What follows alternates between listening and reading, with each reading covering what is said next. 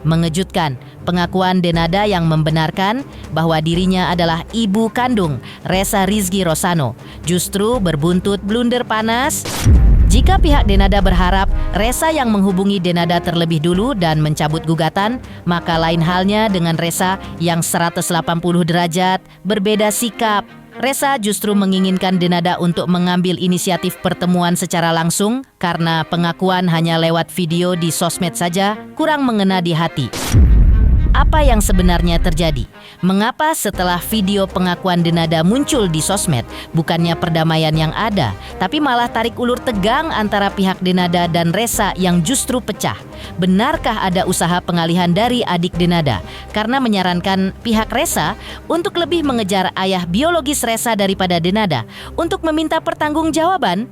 Pemirsa, bersama Intens Investigasi, kami hadirkan kabar terkini, terpercaya, dan teraktual. Tetapi sebelumnya, jangan lupa untuk like, subscribe, dan juga share channel YouTube ini.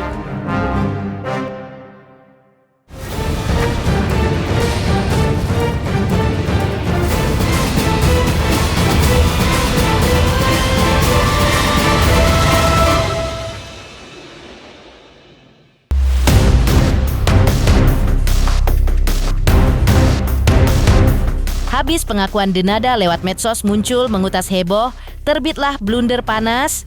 Pasalnya, Ressa Rizky Rosano yang akhirnya sudah diakui sebagai anak kandung oleh Denada menginginkan adanya pertemuan langsung sehingga ada interaksi langsung antara anak dan ibu kandung dan bukan hanya pengumuman pengakuan sebagai ibu kandung lewat sosial media saja. Tapi alih-alih memenuhi permintaan Ressa, pihak pengacara Denada justru mengulik jika Ressa bisa jadi pihak yang mengambil inisiatif lebih dulu untuk menghubungi Denada dan menggagas pertemuan langsung. Bahkan Muhammad Iqbal sang pengacara menyarankan Ressa meminta maaf kepada Denada ibunya dan memperbaiki semuanya. Nah ini yang pengen perihal bertemu ini gimana Bang? Ya, yang tidak hanya lewat medsos aja gitu. Ya kan Ressanya kan bisa langsung hubungi ibunya. Pengen secara langsung bertemu katanya. Untuk komunikasi secara pribadi ibu dan anak ini belum terjalin juga Bang. Mungkin terkait pengakuan dua ini gimana Bang? Kalau komunikasi antara pribadi masing-masing ini kan sudah langsung Mas. WA-WA-nya sudah saya juga mengetahui. Saya berharapnya juga gitu Mas Ressa itu ya sebagai anak langsung ke ibunya lah, itu bukan orang lain loh. Langsung aja ke sana minta maaf, gini Bu kemarin saya salah mungkin hilaf gini, mohon dimaafkan, ayo diperbaiki semuanya, enak kan gitu. Tapi faktanya, setelah pengakuan Denada lewat sosial media meledak, tensi kondisi hubungan Denada dan Ressa tak kunjung mereda. Yang ada gugatan perdata pihak Ressa yang menuntut Denada dengan tuntutan material sebesar 7 miliar rupiah atas kasus dugaan penelantaran anak tetap bergulir serius di Pengadilan Negeri Banyuwangi, Jawa Timur. Padahal pihak Denada menyarankan agar Ressa mencabut gugatan tersebut demi hubungan ibu dan anak antara Denada dengan Ressa. Tanggal 11 ya jadwalnya. Nah itu gimana Bang terkait kelanjutannya, kan ini kan sudah ada dari pengakuan dari Denada dan sudah direspon juga. Untuk persidangan sendiri dari sisi hukum sendiri akan berlanjut atau seperti apa Bang? Ya semestinya itu sesuai berita acara sidang ya. Ini kan besok ini pembacaan gugatan, terus besoknya lagi ditunda untuk jawaban. Tapi saran saya sebelum kita pihak tergugat menjawab, karena itu tadi hubungan ibu dan anak, ya saya sarankan kepada Ressa untuk mencabut gugatan karena tidak elok nanti kalau di berlanjutan. Lebih jauh lagi, pihak Denada mengulik bahwa tak elok jika Ressa dan pihaknya masih mengutas lagi cerita lama almarhumah Emilia Contessa, ibu Denada, karena tak elok menyinggung sosok yang telah wafat. Bunda Emilia Contessa ini gak usah diikut sertakan lah Bang, maksudnya terkait permasalahan ini. Beliau juga sudah meninggal maksudnya gitu. Mungkin dari Abang sendiri menyikapi sebagai pihak Denada dan adiknya ini langsung speak up juga. Mungkin seperti apa Bang?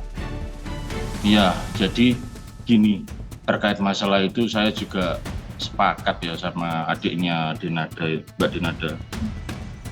Ya namanya orang sudah meninggal kok disinggung-singgung gitu kan, ya ndak elok. Bahkan saya ya asli Banyuwangi kan Mas ya. Ibarat jadi saksi ya jadi saksi, mengetahui kalau kehidupannya Bu Emilia Kontesa itu membantu keluarga besar intinya.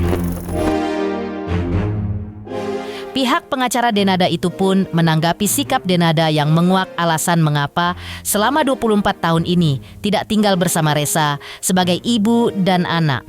Yang mengulik ada alasan pribadi manusia masing-masing atas problem hidupnya. Termasuk pula Denada Tambunan. Denada juga kan mengakui ya Bang, kalau misalkan memang sampai dia besar nih kan tidak bersama dia gitu kan Bang. Kenapa tidak tinggal bareng, maksudnya gitu Bang dalam video itu. Ya itu ada faktor masing-masing Mas ya. Ada faktor sendiri maksudnya.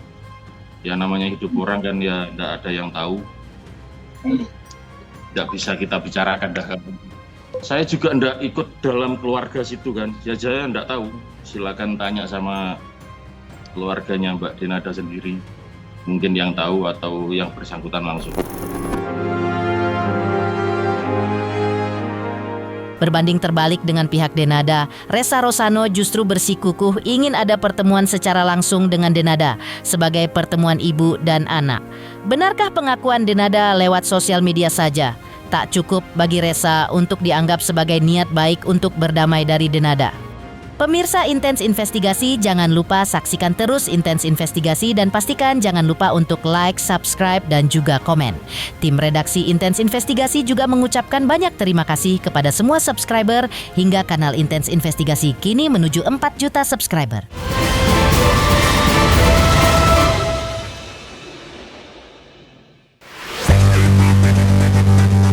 Sementara pihak Denada ingin Ressa Rosano mencabut gugatan bermuatan tuntutan fantastis 7 miliar rupiah di Pengadilan Negeri Banyuwangi, Jawa Timur, Ressa justru teguh memegang sikap baru.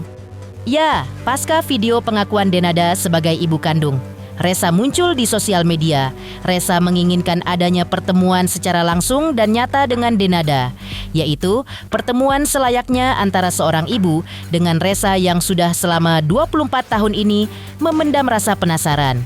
Bukan hanya tentang asal-usulnya, tapi juga tentang alasan mengapa selama 24 tahun ini Ressa tak pernah diakui sebagai anak kandung Denada. Tapi Ressa juga ingin ditemuin.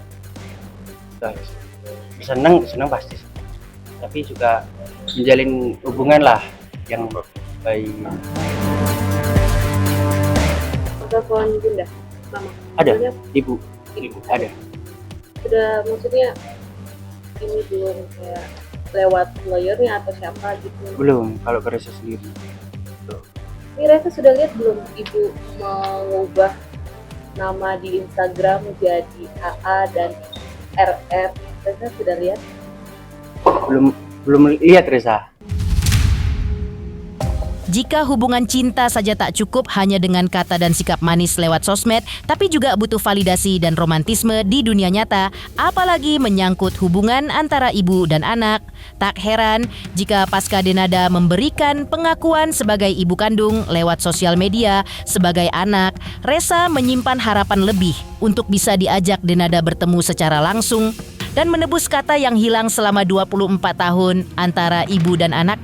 Tapi alih dihubungi, Ressa yang hingga kini masih berada di Jakarta saja belum pernah berusaha diajak bertemu oleh Denada. Ya maaf ya Mbak ya, kalau belum ke anu sih kayaknya. Belum kena ke hati? Ya, saya kena ke hati kan. Dia gimana mau seperti apa yang kita mau buat? Ya bertemu lah. Inginnya Ressa menunggu. Sampai ibu. Ya. Ressa tapi udah ada komunikasi belum sama setelah kemarin itu klarifikasi dari aku? Belum. Sampai sekarang ada komunikasi? Belum. Ressa sendiri udah nyoba hubungin atau gimana? Nanti Ressa. Ini kan satu kota ini. Saya pikir kalau dengan sosnya Denada saja, ya tahu kok Ressa ini masih di Jakarta. Jangankan Denada, teman-teman saja tahu posisinya Ressa di mana. Insya Allah kalau ada niat baik ya, itu makanya niat baik itu selalu saya tunggu Mbak Dena. Kenapa sampai kok nggak datang? Tak kunjung ditemui Denada, sikap Enrico Tambunan, adik Denada yang tak terima kakaknya, dikejar pihak keluarga angkat Resa pun mengutas teka-teki. Mengulik keberadaan ayah biologis Resa yang masih dirahasiakan, benarkah ada pengalihan isu di balik protes adik Denada tersebut? Pemirsa Intens Investigasi, jangan lupa saksikan terus Intens Investigasi dan pastikan jangan lupa untuk like, subscribe, dan juga komen.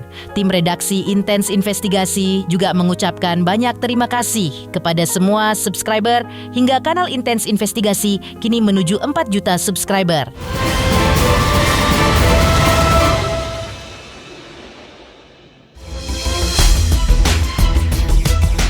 Jika Denada masih mengutas misteri karena hanya menggulirkan pengakuan dan permintaan maaf lewat sosmed, tapi tak kunjung mengajak Resa Rosano untuk menggelar pertemuan ibu dan anak secara langsung, maka lain halnya dengan Enrico Tambunan, adik Denada.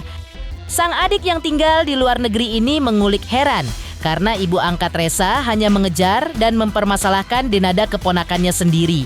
Sedangkan ayah biologis Resa yang masih dirahasiakan Denada justru tak dikejar oleh ibu angkat Resa untuk dimintai pertanggungjawaban atas Resa. Apa yang sebenarnya terjadi? Jika anak adalah hasil dari dua sosok orang tua ayah dan ibu, mengapa adik Denada justru mengulik ibu angkat Resa agar lebih mengejar sosok ayah biologis Resa untuk dimintai pertanggungjawaban? Benarkah ada usaha pengalihan isu di balik semua ini?